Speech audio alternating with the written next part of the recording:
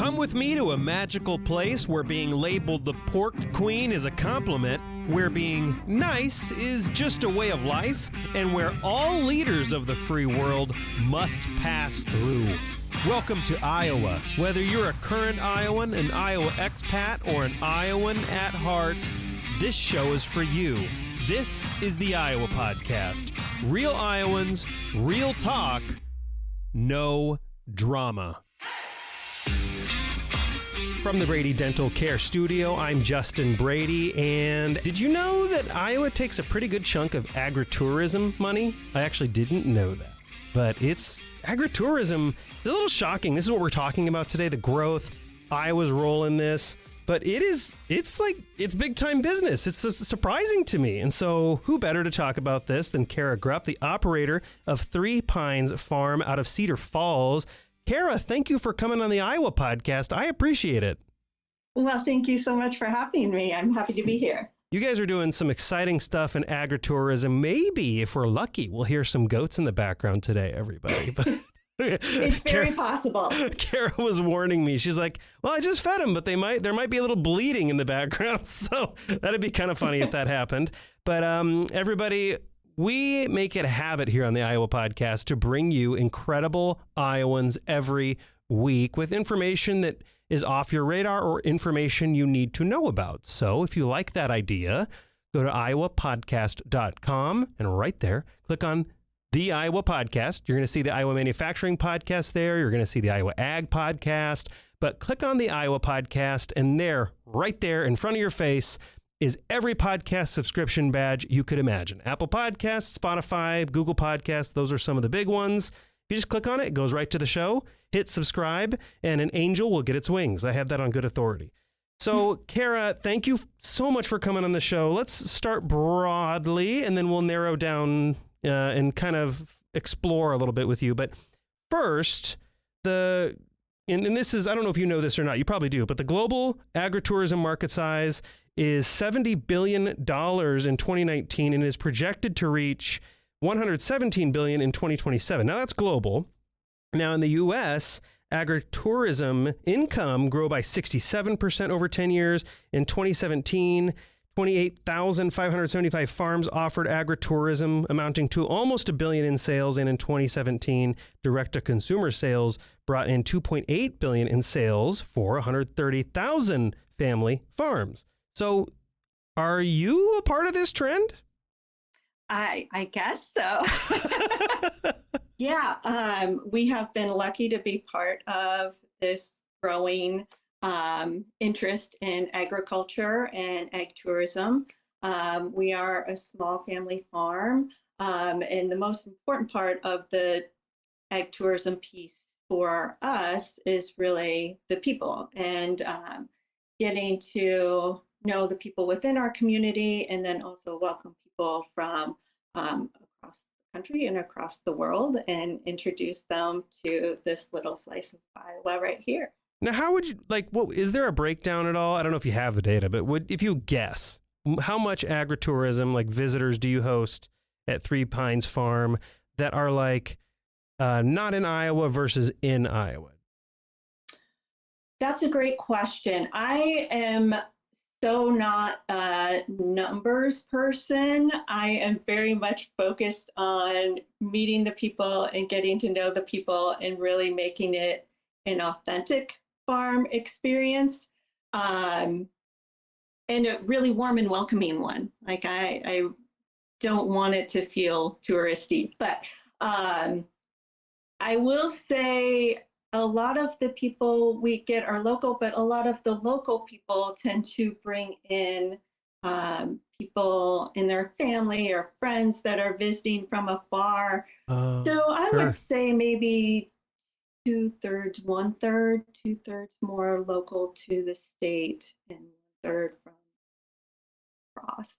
Yeah, so it's like locals planning reunions or get-togethers or outings or events, and then they're using it as a place to meet with other people. This kind of trend you're seeing. Here, yes, I would say that's definitely the case. A lot of people that are local really value sharing the experience of an Iowa farm with their visitors, whether that be family or friends.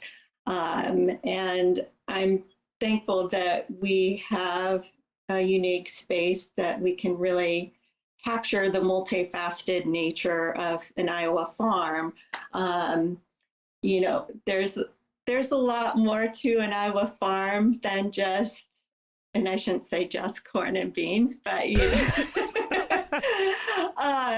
but there's art and there's amazing food and there's music and nature, and I'm lucky that I can say that we have a lot of those pieces here, in addition to it being in the family for now 5 generations. I'm the 5th generation. So we have those pieces of history of what farm life was like for Iowans going back to when my great-great-grandparents came to the farm in 1856. About how long then? Because I want to get into the family farm aspect of it. And your family has obviously owned Three Pines Farm. I'm not sure if it's always been that name, but your family has obviously owned this farm for a while. So I want to get into that. But like, how long have you been doing the agritourism aspect? Has it been a few years, 5 years? Has it been a long time? Yeah. So I did not grow up on the farm. I still hope to someday earn the title of a real farmer. I have great respect for those who can like authentically own that name. But I was in the sciences and working at Iowa State before I came here. And then 10 years ago, that was when I came to the farm. And that was very much a star alignment situation. And thankfully, I had a lot of support from my family and friends, and then this community that I moved into. And basically, when I moved here, that's when it all started. So transitioning out of the sciences and onto the farm, what would that look like? And it began as a folk school, which is folk school is an educational model that came about in the 19th century by a Danish philosopher, poet, theologian, historian that centers education around values of community and relationship. So Grandpa's farrowing barn, which was in need of some TLC anyway, became converted into this folk school space. And that started, our first classes started in 2014. Very hands-on workshops, the arts, which is a big umbrella of culinary and fine arts and traditional crafts. And then it's just grown from there as we'd like to explore and allow people to experience more of that, again, multifaceted small farm life. So you mentioned like in this handoff, you decided to come into the family farm. So I'm assuming around that period is when you started looking at like the agritourism aspect of it and hosting families. And is this a revenue kind of thing? Is this a way for the farm to increase revenue numbers on the same amount of land? Is that one of the primary motivators, or did you get into it for other reasons? Absolutely. This is my job. But for small farms in general, it's important to be able to diversify and explore other avenues of growth for their farm, and being able to maintain some of these older barns that have so much character and charm and story to them. It's really hard unless you have a use for them, like that they can be filled with something. The smaller barns used to hold smaller amounts of animals, but the scale of agriculture has changed. So those smaller barns are really no longer being utilized for that. So it's a matter of thinking creatively and perhaps repurposing them in ways that they're still loved. They can still stick around that Iowa landscape and really enchant people with their charms. I mean, I want to talk because you mentioned a clue there about barns. So I actually do want to get into that. And like, I know some are being torn down and there are some that are just really, they look like they've seen better days. But you know, first, this might be a good time to kind of give us an overview. When I say agritourism, that's actually pretty broad. So from like a farm standpoint on your property, what would an average guest see? Because one thing that is interesting to me that I'm pretty sure most people aren't familiar with is glamping. But so talk about glamping a little bit. It's really cool, but also kind of funny. And then tell me a little bit about what someone would expect on like a hospitality farm in Iowa, your place, of course, but around the country. Yeah, I can speak to my place. Each farm is unique in and of themselves and what they offer, of course, but a lot of farms are trending toward offering glamping or overnight stays in some capacity so people can really immerse themselves in that farm life and have a really special experience with that. On our farm, we recently added a really beautiful glamping location that's private to guests on 26 acres of remnant prairie. So that's prairie that's never been tilled up, which is also somewhat of a rarity in Iowa. But glamping is luxurious, glamorous camping. So you're out in nature, but you aren't really roughing it too hard. So our glamping tent is this 16-foot round stargazer bell tent, the windowed roof, and queen bed, linen sheets, and antique day bed. It has a nice shaded patio lounge with dining table, little kitchenette, outdoor shower, and a really lovely outhouse, and hiking trails throughout. And it's removed from the farm by just a little bit. So you have beautiful views of the farm and you can walk up to the farm, but you're also in your own space, and it's really a restorative experience being out there. We kind of, I mean, not totally. We kind of did. No, I don't think even kind of fits. I think we did. We did an agritourism stay in, and now everybody in Iowa is going to beat me up, but Vermillion, South Dakota is like the first place we did this. There's a little tiny Airbnb out in the middle of nowhere. And we did that because my wife was doing some continuing education things at a university nearby. But we picked this because it was near, and we're like, it'll be interesting. And it was kind of like, and here's what's crazy. Of course, I've lived in Iowa most of my life, and I've been at Grandpa's farm a bunch. I'd imagine a lot of people in Iowa have been on the farm a lot.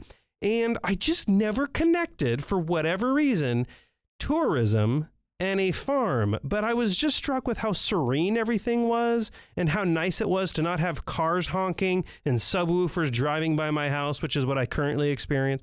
And it was really, really nice. So the glamping thing is fascinating. You're basically in a luxury tent, nice linens, outdoor showers. I didn't know that. What else? Do people just kind of connect around the fire and do s'mores and read books, or are there other things that they do? Yeah, on our farm, we have a lot of offerings, and there is a seasonal element to them. But we, not just the glamping in the summertime. Right now, we have 4 baby goats, quadruplets. So we do baby goat yoga, and we do baby goat cuddle fest. We offer private dining experiences that really beautiful fondue parties, which you don't think of being on the farm, but farm and food, they go hand in hand. Heck yeah, they do.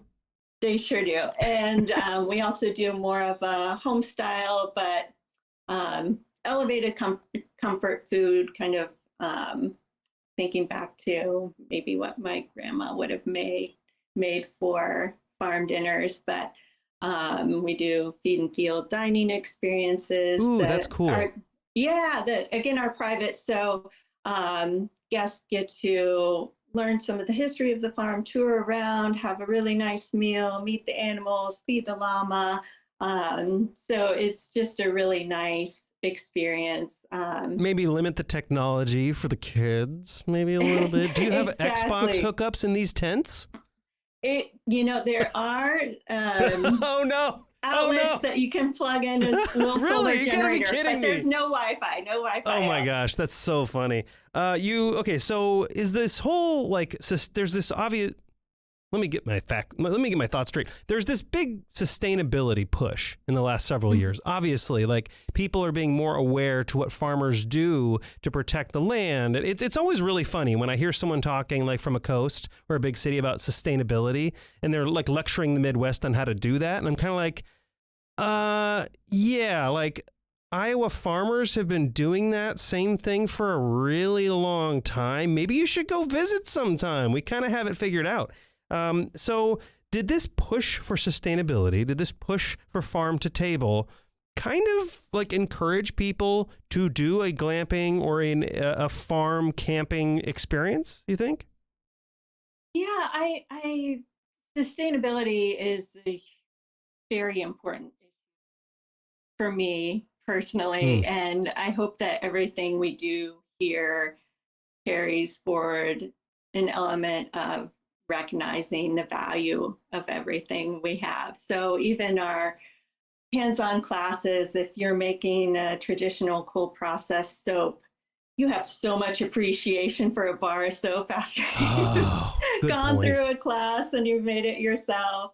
You have so much appreciation for prairie landscapes, which, if you're driving by in your car, you may not really recognize them as being so diverse and beautiful and full of wildlife and wonderful, magical things. But once you're in a glamping tent out on this expansive prairie, you really take it all in and realize what a magical thing that is to be a part of that for a moment.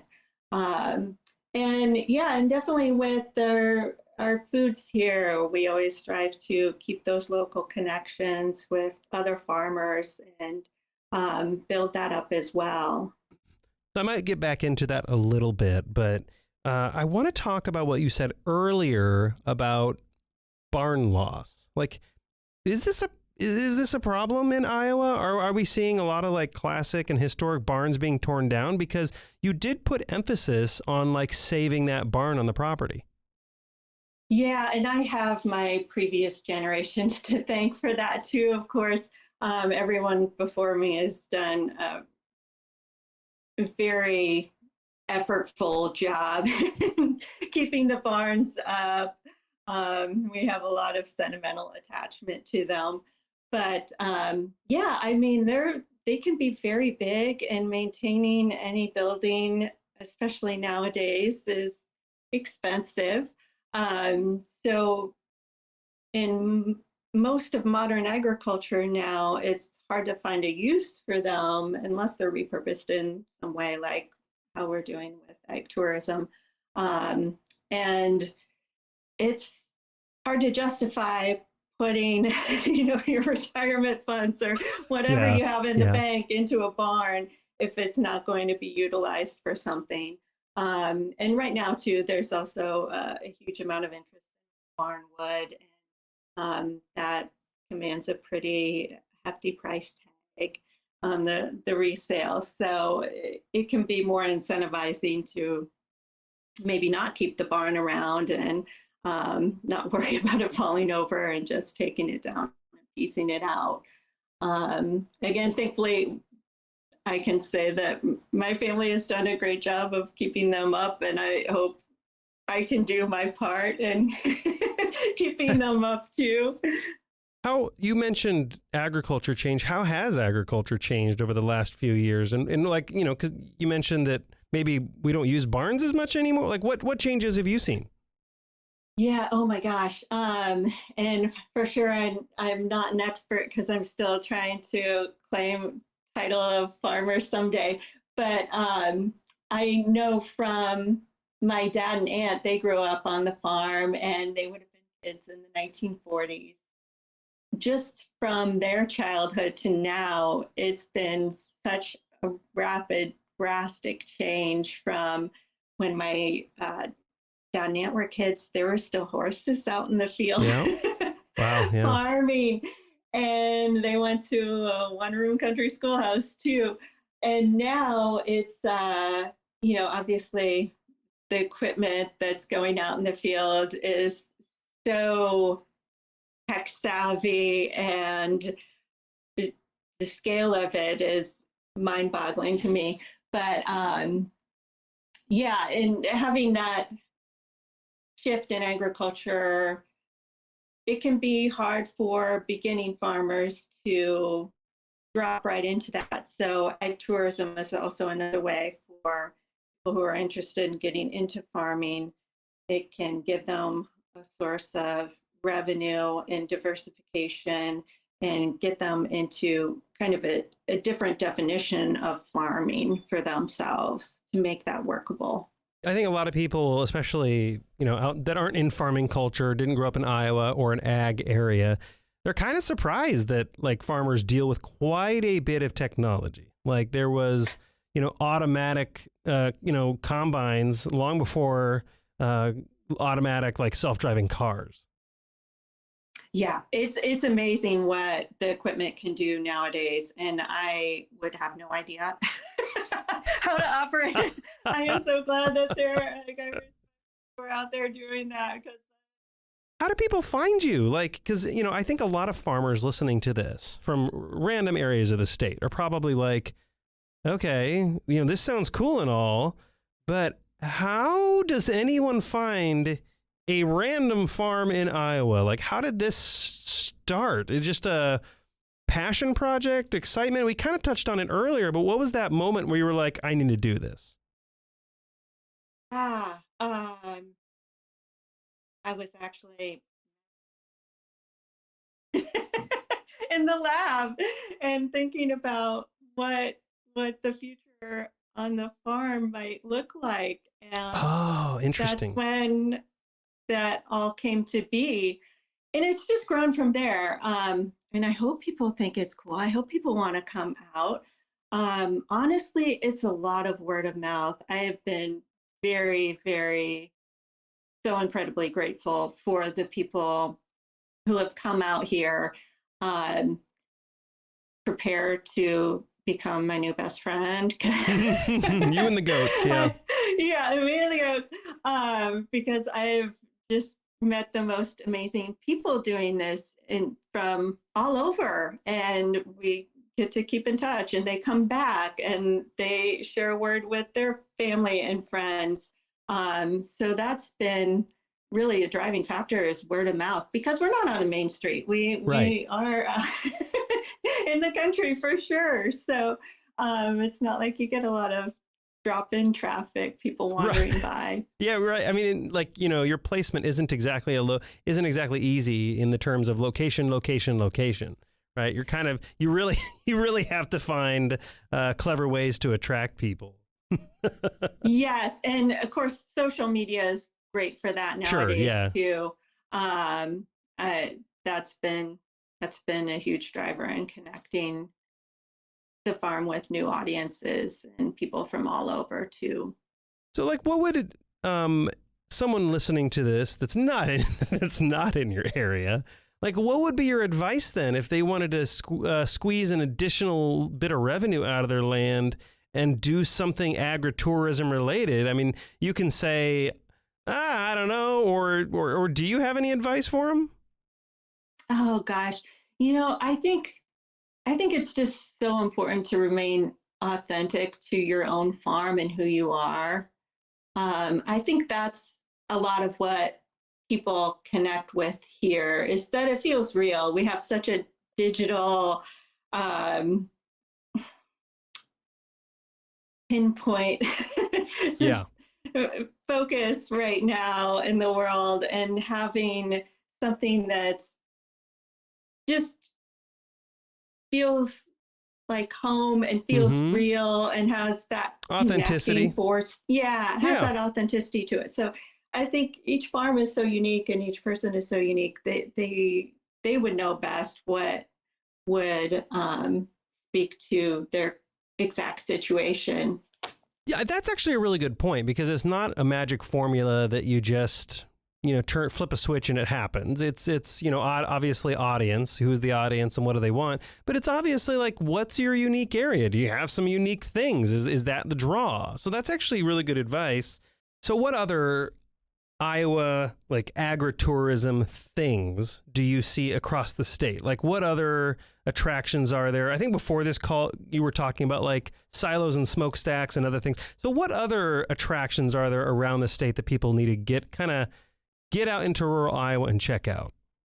Oh, there's a lot there, but there are plenty of really fun farm animal interactions. There are a lot of great overnight hosts on farms. Um, there are unique dining experiences that you can get at farms across Iowa. Pretty Really? much everything you can think of, it is out there.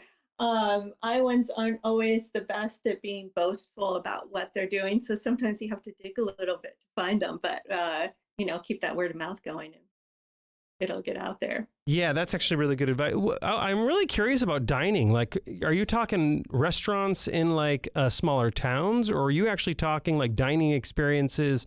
I think you said on farms outside of your own. What does that look like? And or you can talk about your own too, I guess. Yeah, well, on our farm here, we do offer, like I said, the feed and field dining experiences, which I think are unique to our farm, and that having that um, really intimate tour of the farm, since it is a private dining experience, having this all homemade foods and homemade ice cream sandwiches and pot pies Oh, and all wow. that good stuff. Yeah, it's fun. Those have been very popular. Um, and then our fondue parties have been a big hit too, with just having something very magical and kind of it's just kind of fun to have something that elaborate on a farm with a big centerpiece full of fondue dippings and little fondue pots, and um, just getting together around a big table together. And then we do offer our homemade sandwiches with certain other events Yeah, here that sounds really good right about now. those So have been very popular. did the Iowa Agriculture Tourism Promotion Act, I think May 19th, 2021, did that help? Like what led up to that? Because I think it like lowered the liability requirements for a bunch of like agritourism locations. So I am kind of wondering if that helped spur some attention to Iowa agritourism. Was that kind of impactful for people like yourself, or kind of didn't really matter much to you? Yeah, certainly. All of that, we don't really, who has fun thinking about the legal aspects of everything, Right. but that's hugely important in agritourism, especially because we are trying to broaden that definition of farming and farm life, Mm, and having some of those protections, having some of that legal language is really, really helpful in yeah. being able to build up more of this. So all of that really matters, and it's great that there's more attention being paid to that continuously, and Yeah. hopefully that'll keep building up more, just so we have that sort of network of support from those legal standpoints as Yeah, well. I can imagine it takes a little bit of pressure off. Kara Grupp, the operator of Three Pines Farm in Cedar Falls. Thank you so much for spending time with everybody. How can people reach out to you? What's the website? If they want to book a glamping extravaganza, how do they do that? Yes, well, thank you so much for having me. You can find all about the farm, find out all about the farm at threepinesfarm.org, and that's spelled out THRE. We are on Instagram at 3_pines_farm, and on Facebook too. Those links are on the website. those are the best ways to stay connected. And I'll make sure for anyone driving across Iowa looking for a glamping opportunity right now. But do not try to write this stuff down. The Iowa State Patrol do not like that very much.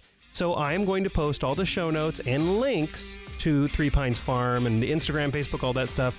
I'm going to post all that at iowapodcast.com. Kara, thank you so much for spending time with me and the listeners. I really appreciate it. Oh, thank you so much for having me. It was great speaking with you.